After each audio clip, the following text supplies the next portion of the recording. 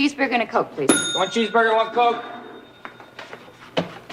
Jumbo burger, fries, and a strawberry shake. There you go. Double burger, onion rings, and chocolate sundae. Double burger, onion ring, chocolate sundae. Thank you. Cheeseburger, fries, apple pie, and a root beer. Coming at you. There you go. I'd like a hefty burger, 2 fries, and an orange soda, please. Okay. There you go. Thank you. Hamburger and a Coke. Yeah. Hey, there's a bite out of my burger. We gave you a head start, lady. Frank's fast food. We mean fast. Yeah? Hamburger and a Coke. Hamburger, Coke. Sorry, you're right. Here you go. Cheeseburger and fries. Cheeseburger, fries. Hamburger. Hamburger. Hold the onions. What? Hold the onions. Did you say hold the onions?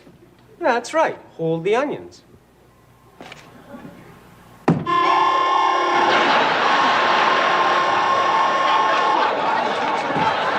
What do we got here, Frank?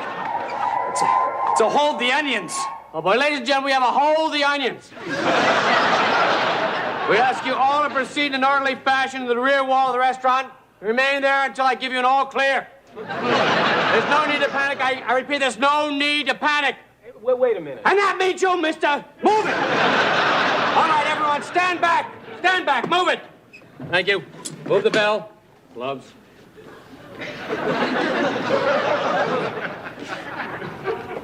Okay, Lloyd, you want to put it in there? Put it in there. Come on. All right, fine. I'm going in after the onions. But, Chief! I'm going in after the onions. Okay. Everybody give me room now. Stand back. Does it look pretty routine, Chief? These things are never routine. Hey, listen. Hey, look! Get out of here! Stand back! That means you. What I'll have to do now is go in between the tomato and the lettuce. Being careful not to disturb the mayo. I ask everyone to remain completely still and quiet. The slightest noise and we could lose this thing. All right. Can I just... Ice!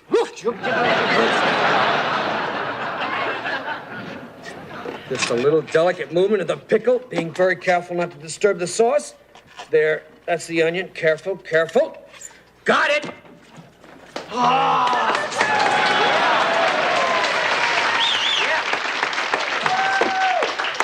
One hamburger, no onions. Believe it. I mean, this is supposed to be a fast food place. I make one little change, and I have to wait longer than I've ever waited in my entire life. Hey, calm down. You're not alone. There's a guy that's been waiting since Thursday. Yeah, what did he order? Hamburger with real meat. No, it's not ready yet, pal.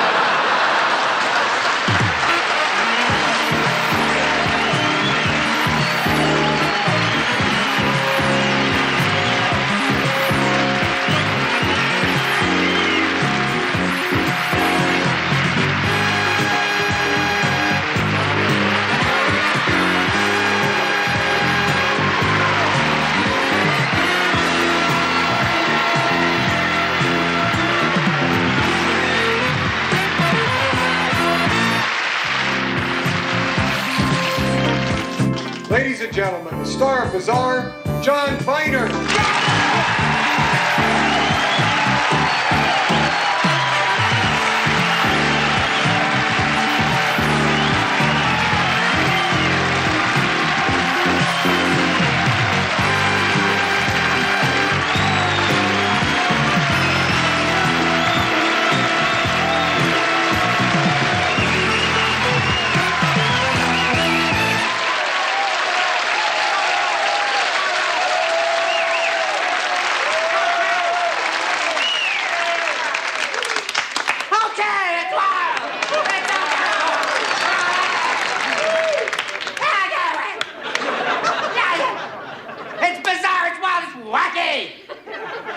Impersonation of Ed Sullivan. Anybody? Right here, right there, right over there, right here, right there. Right here, right there, over there, here's right here. Over there, right here, right here, right there, right here. Right here, he's there, let's hear for right here, right here. Okay, anybody else? Any other impersonations? Quick, quick! Anybody? John Wayne! Well, we got a circle of wagons across this great... Here. And the Indians and the Redskins are a campfire. They're right there, and let's get on the horses and get out of here.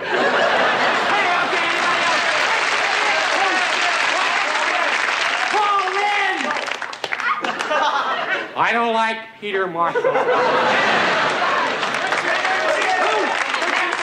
Wait a minute, one at a time. That's better. Nixon! I am not a thief. He's a thief, you're a thief. All right, here's an impersonation of a comedian leaving the stage. Thank you.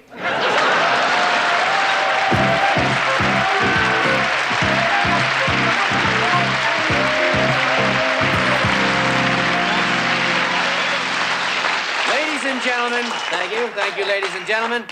Psychics have been in the news very heavily this past year, from making schedules for network executives to making predictions on international affairs. Whether you believe or not is up to you, but we cannot ignore the effect. These people have had a major effect on each and every one of us. So tonight, we are proud in our never-ending search to get to the truth to welcome with open arms and certainly open minds the wonderful psychic Sahara Bland.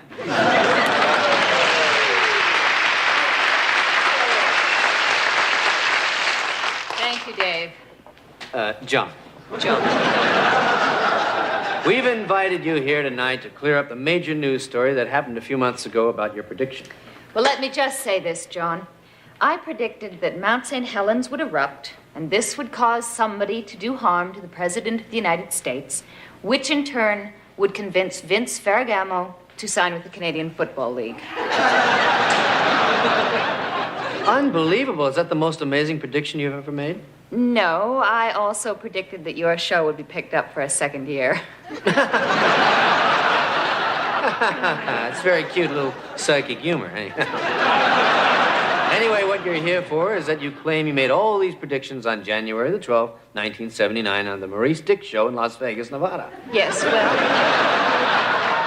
you may call Mr. Dick and he'll verify it. I'm sure, but what I've been told is that all of these predictions were made at many different times on different Maurice Dick shows after the fact. Well, to the best of my knowledge, it was all done on one show, and I think the tape that I brought tonight will bring that out.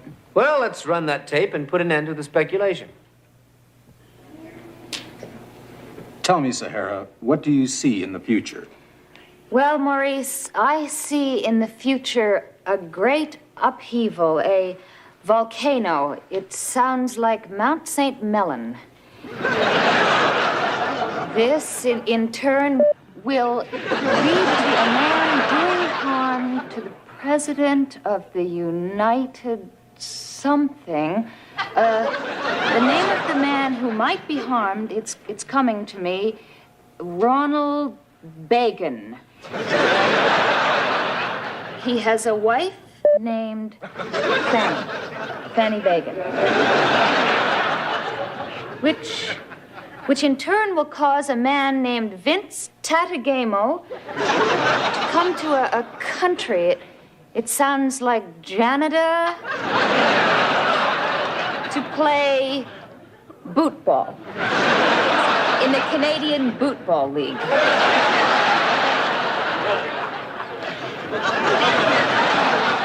Well, Sahara, I couldn't really tell on that tape if it was done at one time or not.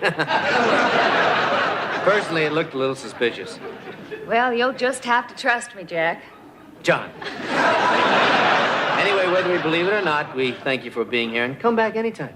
Well, I enjoyed myself. And thank you for having me.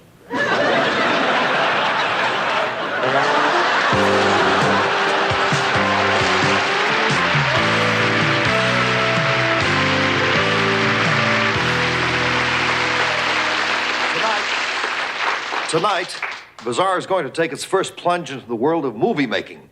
We've studied the biggest grossing pictures of the last 10 years, and we're about to present the ultimate picture, a movie guaranteed to be a surefire hit. It's called The Godfather Meets Rocky and Superman in a Star Wars battle with the Exorcist.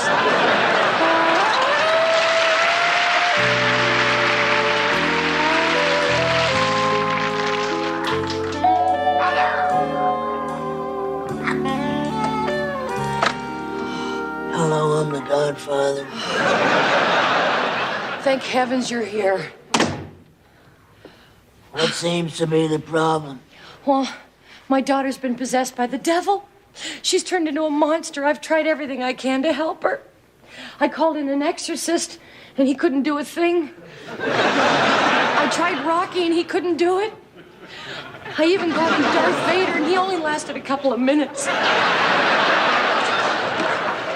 Superman's in there with her now. Oh.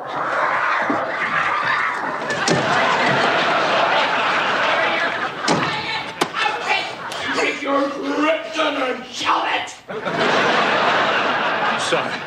I tried my best. Please, please help me, Godfather. Free my poor child from the devil. Today is the day of my daughter's wedding. And on such a day, I would help the daughter of another person if that person shows me respect. I respect you, Godfather. Then I will help you. Oh, thank you. Gangway.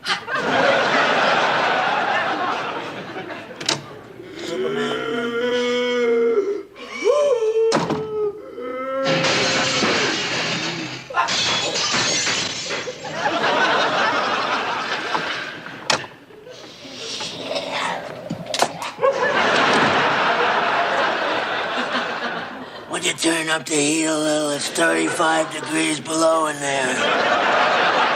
Please don't give up. I didn't get to be Godfather by quitting. Okay. Here we go. Oh.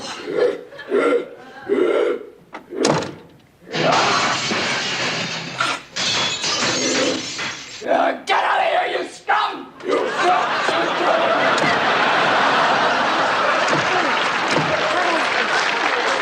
Talk about heat. You know you could cook a pizza in there. Keep trying, Godfather, please. I will, but by the way, about your kid's language, you ought to wash your mouth out with soap. Okay.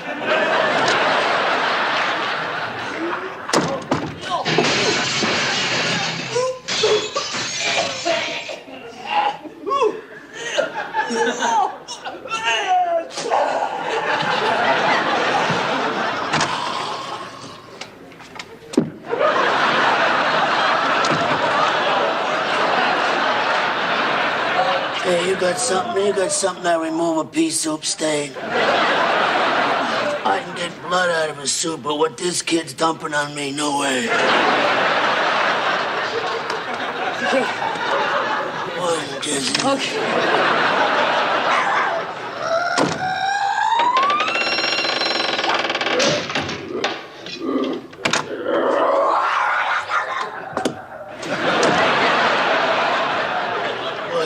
Strong. When I was a kid, Carlotti broke my hands. Nunzio twisted my spine, but I never had pain like this before. Shall I straighten it out for you? No, actually, it's good. Now I can see who's following me. Are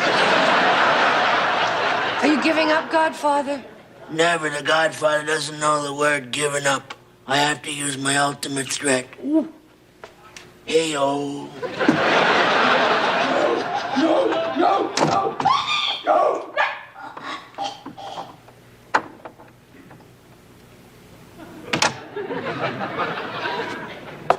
Oh, my gosh, Godfather. The horrible smell and the noise, the ranting and the screaming, it's all stopped. For the first time in months, it's all stopped. What did you do? I made the kid an offer she couldn't refuse. You threatened to kill her?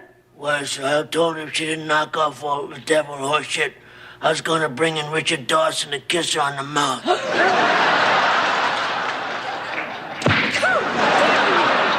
How dare you tell my child such a horrible thing? She might have nightmares. Mommy's coming, darling.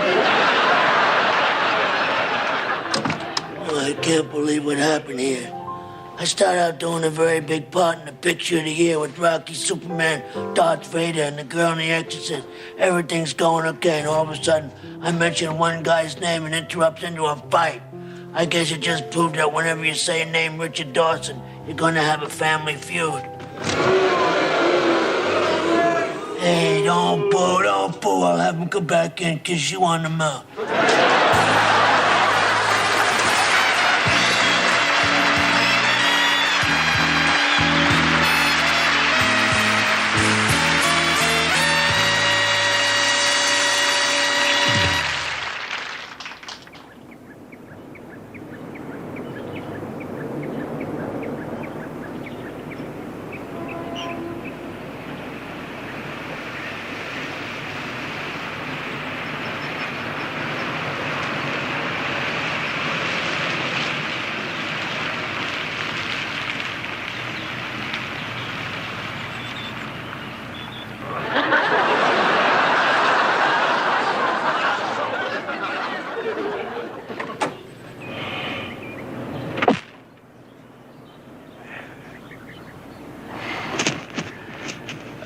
and see to it that the mourners are in the proper positions. And I believe the services are being held in the northwest corner of the park.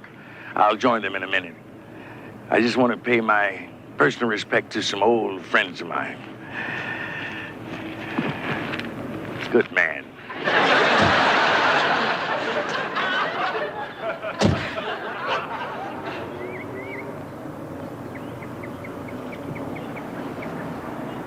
Smothers Brothers Comedy Hour, my favorite show with my favorite stars.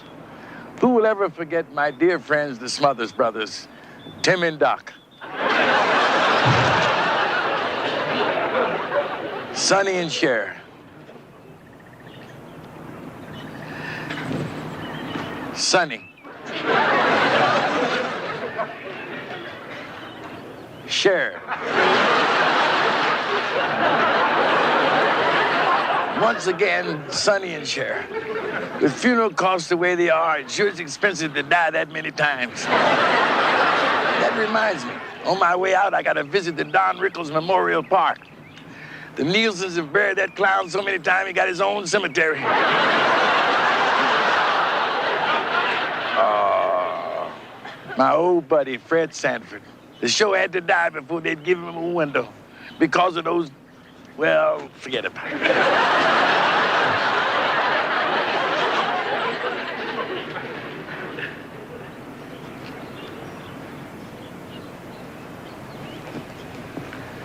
We have gathered here today to pay our last respects to a television show which, even though it's still on the air, it is about to succumb to the dreaded disease known as the Nielsen ratings. We would like to put that show out of its misery before it suffers the degradation and humiliation of being axed publicly after 10 or so years of valiant entertainment. That is why, ladies and gentlemen, we will now begin funeral services for the show Let's Make a Deal.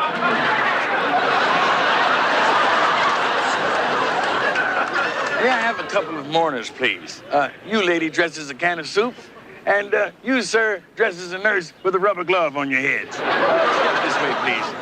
You have been selected to help bury this show. Now, you must decide which is the real grave site. Is it grave number 1, number 2, or grave number 3? Which one do you want? Wait a minute. Hold it down, son. Wait, hold it. No prompting from the mourners, please. I'll take number 1. I'll take number 3. All right, let's see if either one of you have picked the real resting place. First, number 1. Johnny, tell me what they've won.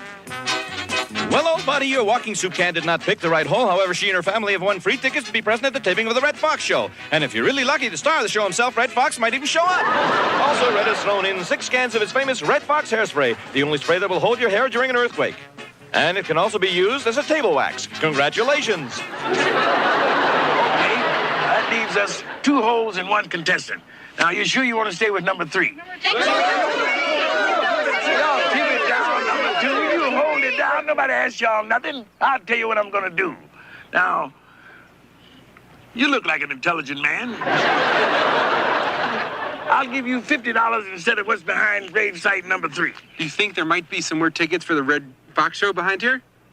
Well, it could be. Then I'll take the $50. Any more Red Fox remarks, and you'll wind up in grave site number 3 yourself. Glove first. Well, brothers and sisters, unfortunately, no one picked grave site number 2. Which is the actual burial site for Let's Make a Deal, if and when it goes off the air. Well, that's the end of today's funeral. And I hope you can join me next week when we bury Tom Snyder. Not the show, just Tom. Before you leave, look in your purse, and if you have a button or salad fork, I'll give you $20. And you, sir.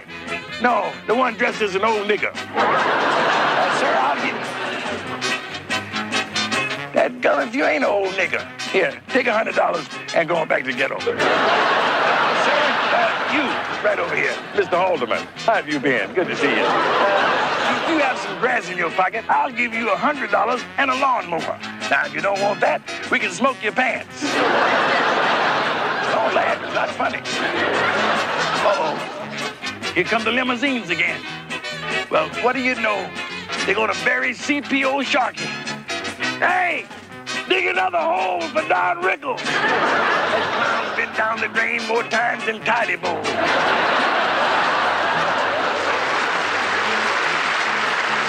To those of you watching who are Nielsen families, we did not mean any disrespect in any way. This was just our idea of fun. To those of you Nielsen families who are not watching, we meant as much ill feeling and contempt as we can muster. As Johnny Carson, who will never be canceled, would say, may the bluebird of happiness fly up your ratings and make a mess of your horizontal hole.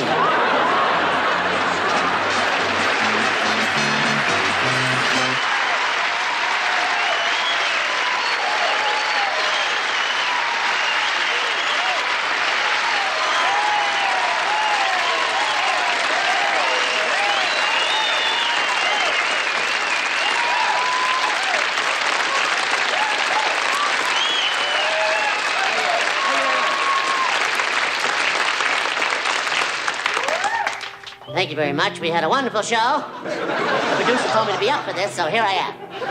Good night and have a wonderful time. We love you all, except for you, you son of a bitch.